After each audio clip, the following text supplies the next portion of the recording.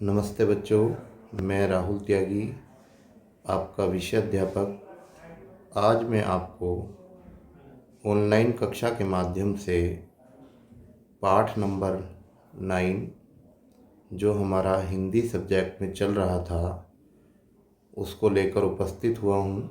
आप सभी इस वीडियो को ध्यानपूर्वक देखेंगे और इस पाठ को समझने का प्रयास करेंगे।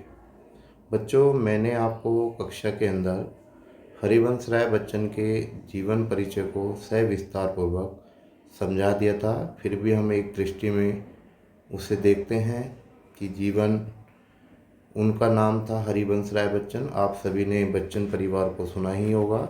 अमिताभ बच्चन के पिता का नाम था हरिवंश राय बच्चन। हरिवंश राय बच्चन के पिता का नाम श्री प्रताप नारायण, जन्म 27 नवंबर सन 1907 ईस्वी में। जन्म स्थान है प्रयागराज, जो उत्तर प्रदेश में ही पड़ता है। पहले इसे हम इलाहाबाद के नाम से जानते थे और अब इसे हम प्रयागराज के नाम से जानते हैं। शिक्षा अंग्रेजी साहित्य में पीएचडी डिग्री प्राप्त करी। लेखन विधा उनको काव्य ही रहा है, क्योंकि वो कवि के रूप में जाने जाते हैं। भाषा शैली बड़ी सरल रही, खड़ी बोली थी, क्योंकि उधर साइड की, जो प्रयागराज साइड के व्यक्ति होते हैं, उनकी बोली में थोड़ा खड़ापन होता है। बड़ी शैली का, मुक्तक शैली का ही प्रयोग किया। उन्होंने किसी शैली का, न गायन का, न उनकी शैली में भावात्मक था, संगीतात्मक नहीं, तो उन्होंने केवल मुक्तक शैली का प्रयोग किया है। प्रमुख रचनाओं में मधुशाला, मधुबाला, मधुकलश, निशा निमंत्रण आदि उनकी प्रमुख रचनाएं रही हैं। निधन 18 जनवरी सन 2003 ईस्वी को उनका निधन हो गया था, यानी मृत्यु हो गई थी। साहित्य में स्थान मुक्तक शैली की रचनाओं के लिए हिंदी साहित्य में, काव्य में उनका सर्वश्रेष्ठ स्थान रहा है। उन्होंने अपना उच्च कोटि का स्थान प्राप्त किया है। किसमें? मुक्तक शैली में। आइए बच्चों, हम बात करते हैं पथ की पहचान। उन्होंने जो पाठ दिया है, जिसमें उन्होंने ये प्रेरणा बच्चों के अंदर डालने का प्रयास किया है, हर एक व्यक्ति को ऐसी प्रेरणा डालने का प्रयास किया है कि व्यक्ति को अपना कोई भी काम करने से पहले, क्योंकि व्यक्ति को ना जीवन में ना बहुत सारी कठिनाइयाँ आती हैं, उन कठिनाइयों से नहीं घबराना चाहिए और अपने महापुरुषों के आदर्शों पे या उनके बताए मार्ग पर हमें चलना चाहिए। ऐसा हम लोग अगर अपने जीवन में महापुरुषों को अपनाएं, चाहे उनमें हम बाबा साहब हों, चाहे उनमें हमारे महात्मा गांधी जी हों, चाहे हमारे स्वामी दयानंद सरस्वती जी हों, चाहे आपके, अगर हम देखें तो ऐसे से महापुरुष जीवन में हमें मिले होंगे। हम किसी को भी अपना आदर्श मानकर, उनसे प्रेरणा लेकर अपने जीवन को आगे बढ़ा सकते हैं। बात करते हैं पाठ की पहचान, यानी पथ की पहचान। पूर्व चलने के बटोई बाट की पहचान कर ले। कहते हैं बटोई मतलब होता है यात्री, और चलने से पहले यानी पूर्व। कहते हैं हम जब कभी अपने किसी रास्ते पर चलना हो, बाट मतलब रास्ता, उस पर चलने से पहले उस रास्ते की हमें पहचान कर लेनी चाहिए। पुस्तक में है नहीं छापी गई इसकी कहानी, हाल इसका ज्ञात होता है न औरों की जवानी।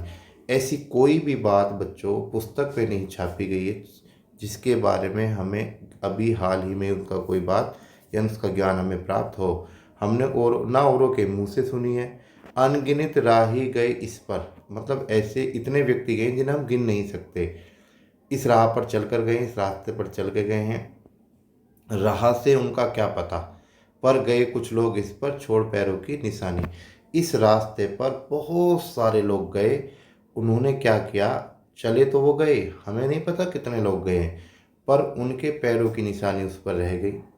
ठीक है बच्चों, यह निशानी जो है मूक होकर, मतलब शांत होकर, मौन होकर बहुत कुछ बोलती है।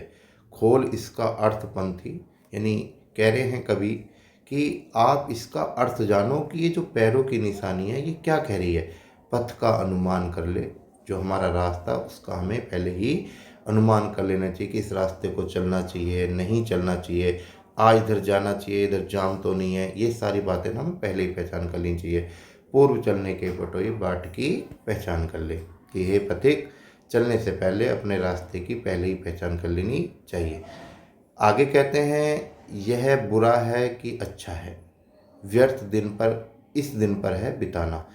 जीवन में बहुत सारी बातें जब हम ग्रहण कर लेते हैं, उसे अच्छा है या बुरा है, व्यर्थ दिन उस पे नहीं बेकार करनी चाहिए, दिनों को बेकार नहीं करना चाहिए।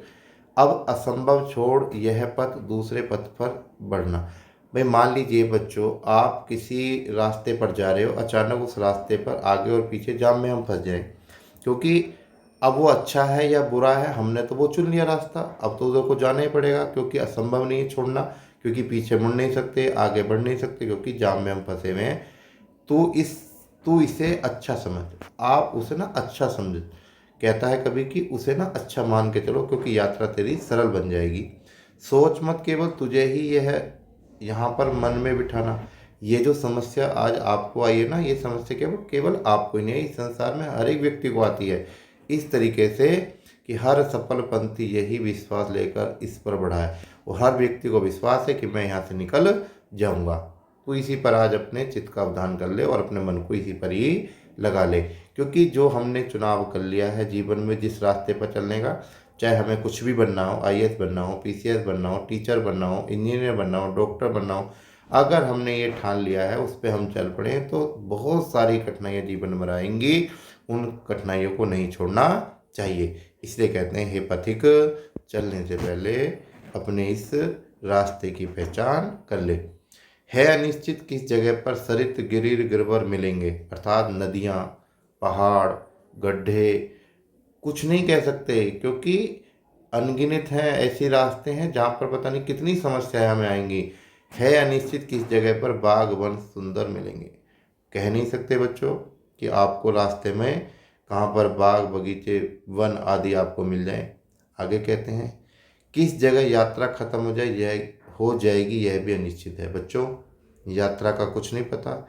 एक यात्रा होती है जीवन की, इसका भी किसी को नहीं पता कि ये कब समाप्त हो जाए, कब ये खत्म हो जाए, क्योंकि यह क्या है, अनिश्चित है। अनिश्चित है कब सुमन कब कंटक मिलेंगे। हम कह नहीं सकते, रास्ते पर चल रहे हैं, कहीं पर हमें फूल भी मिल सकते हैं, कंटक मतलब सुमन मतलब फूल, और कंटक में बोला है कांटे। कह सकते हैं कि हमें ना कहाँ पर कांटे मिल जाएं, कहाँ पर फूल मिल जाएं, ये भी हम नहीं कह सकते। ठीक है बच्चों, आगे कहते, कौन सहसा छूट जाएगा, मिलेगा कौन सहसा, आप पड़ा कुछ भी रुकेगा, तू ऐसी आन कर ले। कहते हैं, इस रास्ते पर चलते समय पता नहीं हमसे कौन छूट जाए, कौन हमें मिल जाए, और अचानक कोई आकर हमारे से अचानक भी टकरा सकता है। आ पड़े कुछ भी रुकेगा नहीं, क्योंकि तुझे रुकना नहीं है, क्योंकि तेने अपने पूरे मन में ये बात ठान ली है। कितनी भी बड़ी समस्याएं हमें आ जाएं, पर अब हमने वो रास्ता जब चुन लिया है, उस पे रास्ते पर हमें चलना ही है। पूर्व चलने के बटोई बाट की पहचान कर ले, कि हे रास्ते पर चलने वाले पथिक, चलने से पहले अपने उस रास्ते की सही से पहचान कर ले, कि जो मैंने रास्ता चुना है, क्या वो रास्ता बिल्कुल ही सही है। सही क्या, क्योंकि हमें ना जीवन में जो भी हम चुनाव करते हैं, उसका परिणाम हमें बाद में ही मिलता है, क्योंकि पहले हम परिश्रम करते हैं, प्रयास करते हैं, तब जाकर हम उस कार्य को सफल कर पाते हैं। तो बच्चों, आज की वीडियो के माध्यम से केवल मैं पथ की पहचान के 3 पद आपको पढ़ा रहा हूँ। इन्हें हम ध्यानपूर्वक अपने घर पर ऑनलाइन कक्षा के माध्यम से समझें, और अपने आपको इसे अच्छे से तैयार करके और एग्ज़ाम में किसी भी प्रकार की कोई समस्या है, उसे हम इसके माध्यम से सॉल्व करें। ठीक है बच्चों, जय हिंद, जय भारत।